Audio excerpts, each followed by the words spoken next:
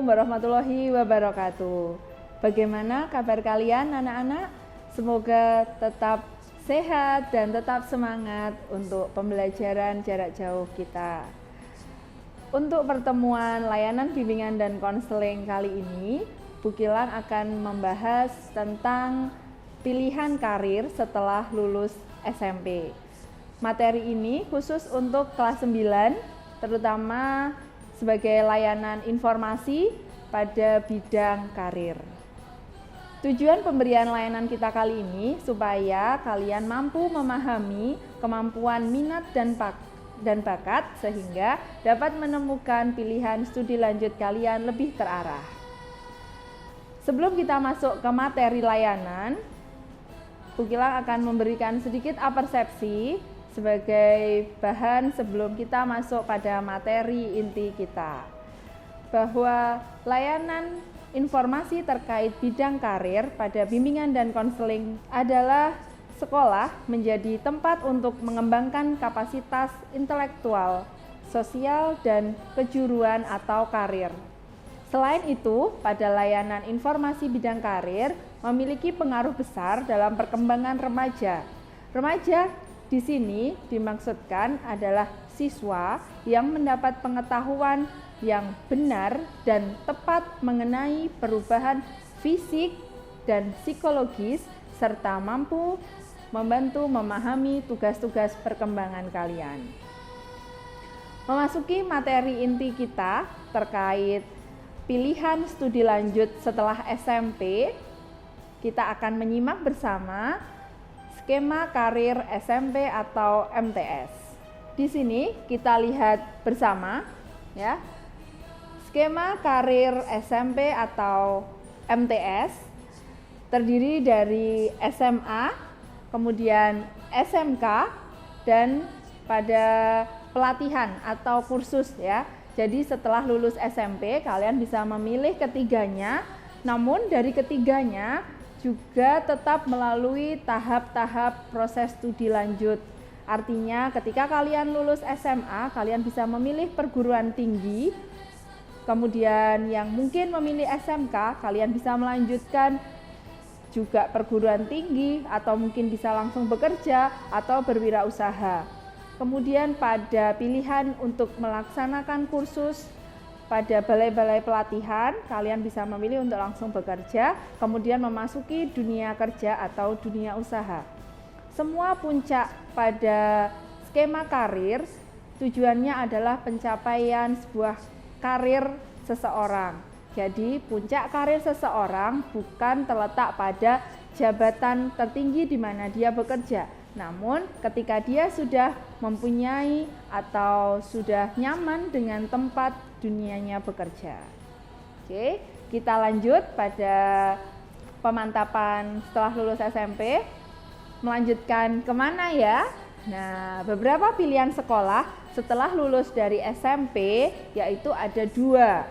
Nah, satu pendidikan menengah umum yang terdiri dari SMA dan madrasah aliyah. Kemudian pendidikan menengah kejuruan, ada sekolah menengah kejuruan atau yang biasa kita kenal dengan SMK. Selanjutnya, untuk mengetahui kemana arah kalian atau arah pilih setelah lulus SMP, kita ketahui bersama tujuannya terlebih dahulu ya. Tujuan dari SMA, tujuan dari SMK, dan tujuan ketika kalian memilih kursus. Tujuan dari SMA salah satunya adalah mempersiapkan peserta didik dengan memberikan ilmu pengetahuan untuk melanjutkan pada jenjang yang lebih tinggi dan untuk mengembangkan diri sejalan dengan perkembangan ilmu pengetahuan. Kemudian untuk tujuan dari SMK salah satunya adalah untuk membekali peserta didik dengan ilmu pengetahuan, teknologi, dan seni agar mampu mengembangkan diri di kemudian hari, baik secara mandiri maupun melalui jenjang pendidikan yang lebih tinggi. Kemudian untuk tujuan kursus yaitu untuk membekali diri kalian dalam mengembangkan diri serta untuk bekerja mencari nafkah dan melanjutkan pendidikannya ke jenjang yang lebih tinggi. Kemudian kita kupas satu persatu perbedaan dari SMA dan MA, kemudian SMK dan MAK, ataupun kursus dan pelatihan. Pada prinsipnya, ketiganya memiliki tujuan yang sama. Namun, pada jenjang madrasah aliyah atau pendidikan umum yang berorganisasi pada agama Islam, Katolik maupun Kristen memiliki muatan tambahan mengenai nilai-nilai norma agama. Begitupun di SMK, sama saja pasti memiliki tujuan khususnya, yaitu mengenai nilai-nilai norma agama.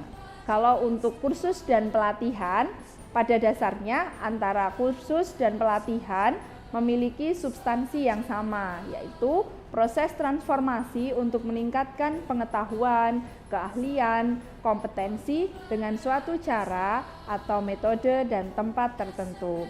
Perbedaannya hanya dari sisi waktu, tujuan, fokus, dan biaya. Selanjutnya, untuk antara SMA atau madrasah aliyah, ya, kita ketahui ada beberapa kriteria yang harus kalian ketahui bersama, mulai dari segi praktik, kemudian prospek studi lanjut, kemudian jurusan ya atau peminatan, peluang kerja, biaya, dan karakter.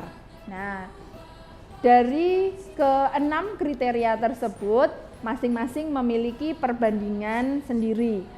Kita ambil contoh materi dan praktek dari SMA dan SMK ya, kita compare bersama bahwa materi SMA proses pembelajarannya lebih banyak materi atau teori daripada praktek. Tapi ketika kalian memilih SMK, pada proses pembelajarannya banyak praktek sesuai dengan program atau kompetensi yang dipilih. Jadi di sini bukan berarti SMK teorinya lebih sedikit ya, namun di setiap teori, di setiap proses pembelajaran SMK itu banyak praktek yang sesuai dengan program atau kompetensi yang dipilih. Kemudian kita ambil satu lagi contoh kriteria dari segi biaya. Pada biaya pendidikan di SMA relatif lebih kecil dibandingkan dengan SMK. Karena di SMA atau madrasah aliyah tidak banyak praktek. Sedangkan untuk biaya di SMK, biaya pendidikan di SMK relatif lebih besar dibandingkan di SMA atau madrasah aliyah. Karena apa? Karena di di SMK itu lebih banyak praktek, kemudian PKL atau kita kenal dengan praktek kerja lapangan yang harus dilakukan. Untuk informasi SMA dan madrasah aliyah bisa kalian untuk pertimbangan ya dalam memilih sekolah, salah satunya untuk kalian yang menyukai mata pelajaran matematika, ilmu alam yang menitik beratkan pada penguasaan konsep-konsep IPA. Kemudian di SMA untuk kalian yang menyukai mata pelajaran ilmu sosial atau IPS yang menitik beratkan pada keterampilan sosial. Dan kalian yang memiliki rencana untuk melanjutkan studi ke jenjang yang lebih tinggi, baik diploma atau sarjana, bisa disarankan untuk memilih ke sekolah lanjutan tingkat atas atau SMA. Kemudian pertimbangan dalam studi lanjut ke SMA atau madrasah aliyah, kita ada 4 pilihan atau 4 pertimbangan ya. 1, cita-cita. Jadi ketika kalian memilih kelanjutan studi, sebaiknya disesuaikan dengan cita-cita atau pekerjaan yang diinginkan. Karena hal ini akan menjadi motivasi tersendiri selama kalian mengikuti studi. Kemudian yang kedua, tetap sesuai dengan bakat dan minat kalian. Yang ketiga, sesuai dengan kemampuan akademik. Kemampuan akademik yang baik akan membantu kalian dalam memilih SMA atau madrasah aliyah yang tepat. Selain itu, yang paling penting adalah kemampuan ekonomi orang tua. Yang keempat ya, sekolah membutuhkan biaya, baik untuk buku, seragam, peralatan praktek, dan lain sebagainya. Pertimbangkan juga kemampuan ekonomi orang tua kalian untuk kelancaran dalam proses pendidikan selanjutnya. Kemudian mungkin banyak dari kalian ya, kelas 9 terutama, yang sering mendengar kata-kata boarding school ya. Apa itu boarding school?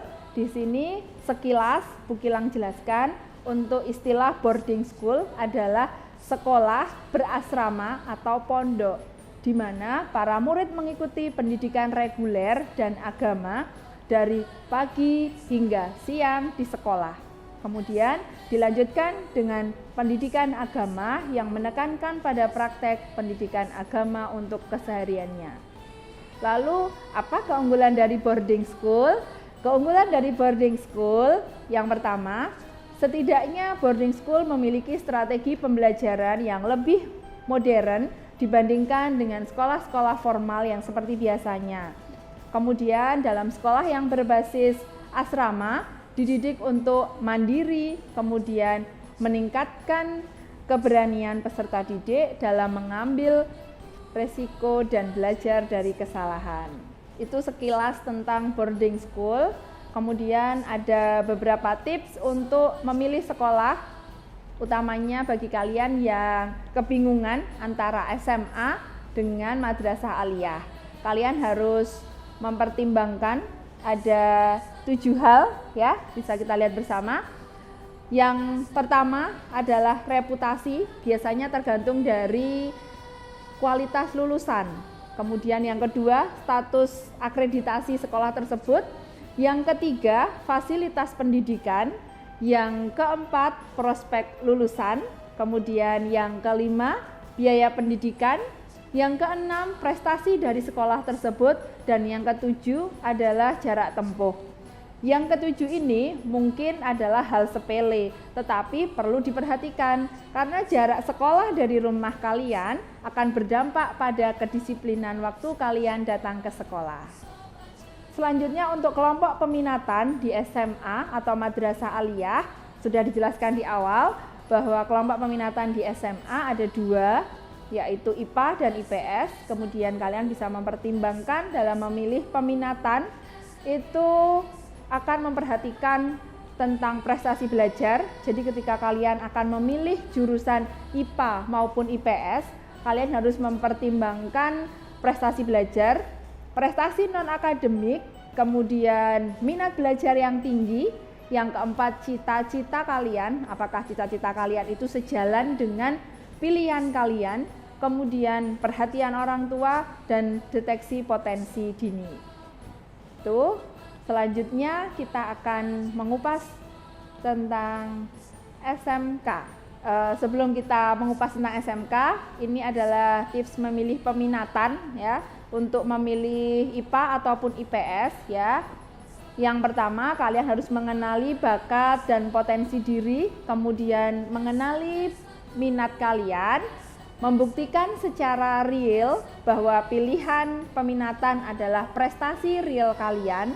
Yang keempat, rajin-rajin konsultasi pada konselor atau guru BK kalian di tiap-tiap kelas ya. Kemudian daya tampung juga harus diperhatikan, artinya berapa daya tampung pada sekolah favorit kalian, sekolah yang sudah kalian pilih dan jurusan yang kalian tentukan. Dan terakhir, jangan lupa untuk berdoa dan selalu bersyukur untuk memperoleh hasil yang baik tentunya. Selanjutnya, beberapa pendapat tentang kriteria sekolah unggulan ya. Yang pertama, pasti memiliki keunggulan baik di bidang akademik, olahraga, keterampilan dan sebagainya. Jadi, untuk anak-anak kelas 9 yang memiliki pendapat tentang sekolah unggulan di Kota Madiun, perhatikan ke-7 hal ya, dari nomor 1 sampai nomor 7, bagaimana akreditasinya, tingkat kelulusannya harus 100%, kemudian lulusannya banyak diterima di PTN maupun PTS favorit, kemudian memiliki iklim atau lingkungan yang baik. dan pengalaman dari kesaksian para alumni sekolah tersebut menjadi pandangan positif dari para orang tua atau masyarakat pada umumnya. Nah, ini yang ditunggu-tunggu, yaitu informasi tentang sekolah menengah kejuruan SMK. Pertimbangan dalam memilih sekolah SMK adalah: 1. SMK lebih mengutamakan kekhususan dan keterampilan atau keahlian baik dalam teori maupun prakteknya. Yang kedua, dalam menentukan pilihan program keahlian disesuaikan dengan minat dan bakat yang dimiliki. Di sekolah kejuruan atau SMK, siswa diharapkan bisa mandiri dalam berkarya sesuai dengan keterampilan, keahlian yang dimiliki. Kemudian peluang untuk masuk lapangan kerja karena sudah memiliki kompetensi keahlian. Selanjutnya, lulusan SMK selain memiliki keahlian sebagai bekal memasuki dunia kerja, juga mendapat kesempatan untuk studi lanjut atau kuliah seperti SMA ataupun madrasah aliyah. Nah, pilihan program studi yang baik adalah sesuai dengan kompetensi keahlian yang dimiliki atau kompetensi keahlian yang diambil ketika di SMK. Untuk spektrum di SMK atau kelompok peminatan keahlian terdiri dari 8 bidang keahlian, 45 program keahlian, dan 141 kompetensi keahlian. Nah, ada beberapa program keahlian yang perlu kalian pahami dan perlu kalian tentukan sebelum memilih SMK. Jadi, seperti tips pada SMA untuk memilih SMA, rajin-rajinlah untuk berkonsultasi atau sharing dengan guru BK kalian. Jadi kalian tidak ketinggalan informasi terkait dengan bidang keahlian di SMK. Nah, bisa kita simak bersama. Nah, ini ada spektrum keahlian di SMK ya. Banyak sekali bidang studi keahliannya, ada 8 anak-anak. Kemudian bidang keahlian, bidang studi keahliannya juga ada 45, serta kompetensi keahliannya ada 141. Wow, banyak sekali peluang di SMK ya tentunya, sehingga kalian semakin punya gambaran mau di sekolah yang mana, SMA atau SMK. Kedua-duanya memiliki kelebihan masing-masing. Ini salah satunya, bisa kita simak bersama. Selanjutnya juga masih sama, masih seputar spektrum SMK ya. Oke. Nah, spektrum SMK memang banyak sehingga kalian perlu memahami persatu persatu ya. Jurusan pariwisata, teknologi, rekayasa bangunan, kemudian seni budaya, dan masih banyak yang lainnya. Di sini perlu Bu Kilang tegaskan untuk beberapa tips memilih sekolah ya. Untuk yang pertama tadi di awal kita sudah membahas untuk tips memilih peminatan di SMA. Sekarang memilih program atau kompetensi keahlian di SMK. Ada 7 tips untuk memilih program keahlian. 1. Sebelum kalian memilih program keahlian di SMK, terlebih dahulu kalian harus menemukan bakat, minat, atau potensi pada diri kalian. Misalnya kalian suka dengan dunia IT, dunia teknologi dan informasi, nah kalian bisa memilih SMK dengan program keahlian teknologi dan informatika. Kemudian yang kedua, kalian bisa menyesuaikan dengan cita-cita. Yang keempat, konsultasi dulu dengan guru atau konselor, dan yang terutama pada orang tua kalian ya. Kemudian yang keempat, memilih program atau kompetensi keahlian yang sesuai dengan potensi kalian. Kemudian yang kelima, daya tampung program keahlian yang dipilih juga harus diperhatikan. Yang keenam, nah perhatikan untuk program keahlian tertentu yang membutuhkan persyaratan khusus seperti kekuatan fisik atau ketajaman mata. Nah, ini juga harus diperhatikan. Dan yang terakhir, minat masyarakat industri atau dunia kerja usaha terhadap program keahlian yang dipilih. Jadi bagaimana minat masyarakat terhadap bidang keahlian tersebut sehingga kalian mampu bekerja pada dunia kerja atau usaha sesuai dengan arah pilih kalian. Nah, anak-anak, kita sudah pada penghujung materi, yaitu tips memilih sekolah pada jenjang SMK atau sekolah menengah kejuruan. Banyak sekali yang harus diperhatikan ketika kalian akan memilih SMK. Yang pertama, reputasi. Biasanya reputasi ini tergantung dari kualitas lulusan, metode pengajaran Bapak Ibu guru, sarana belajar mengajar, serta fasilitas yang memadai.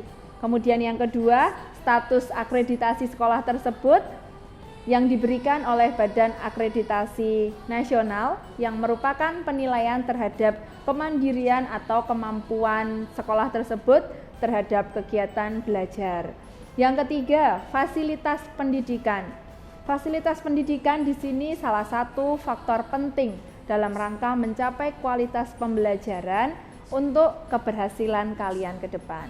Kemudian yang keempat, prospek lulusan sekolah yang baik tentunya memiliki komitmen dalam membantu siswa untuk mencapai tujuan masa depannya, yaitu lulusan yang berkualitas. Selanjutnya yang kelima, biaya pendidikan. Biaya yang dikeluarkan harus sesuai dengan kualitas lulusannya. Biaya yang rendah belum tentu menjamin kualitas atau reputasi sekolah yang baik. Kemudian yang keenam, prestasi. Sekolah yang memiliki banyak prestasi, baik prestasi akademik maupun non-akademik, menunjukkan suatu manajemen sekolah yang baik. Kemudian yang ketujuh, jarak tempuh. Ini sudah dibahas tadi, jarak sekolah dari rumah akan berdampak pada kedisiplinan waktu kalian untuk datang ke sekolah. Kemudian perhatikan juga ketika kalian memilih SMK, yaitu bursa kerja khusus. Sekolah kejuruan yang baik memiliki BKK, Balai Bursa Kerja Khusus, untuk memudahkan lulusannya dalam mendapatkan pekerjaan. Kemudian yang terakhir, hubungan kerjasama. Hubungan kerjasama di sini baik dengan instansi atau institusi pada dunia industri. Nah, anak-anak sudah kita simak bersama. Kalian sudah menyimak materi terkait pilihan sekolah lanjutan setelah SMP. Dari semua materi yang kami berikan, semoga bermanfaat. Semoga memberi pilihan yang tepat untuk anak-anak semuanya, baik itu SMA, sekolah menengah atas, madrasah aliyah, sekolah menengah kejuruan, maupun yang berbasis boarding school. Semua sekolah pada umumnya memiliki kelebihan dan kekurangannya masing-masing, tergantung bagaimana niat kalian untuk belajar dan berprestasi lebih baik lagi. Oke, anak-anak, cukup sekian materi pembelajaran kita terkait layanan informasi pada bidang karir di kelas 9 semester genap ini. Kita akan memberikan materi-materi selanjutnya pada pertemuan bimbingan dan konseling selanjutnya. Semoga bermanfaat dan jangan lupa kalian saat ini sudah kelas 9 Selalu Bu Gilang ingatkan bahwa kelas 9 kalian sudah pada tingkat terakhir di SMP. Tentunya tanggung jawab, kedisiplinan, dan kesadaran akan semua pembelajaran di SMP menjadi modal utama kalian untuk menentukan arah pilih sekolah lanjutan. Yang terakhir dari Bu Gilang, BK Peduli Siswa, BK Sahabat Siswa. Terima kasih. Wassalamualaikum warahmatullahi wabarakatuh.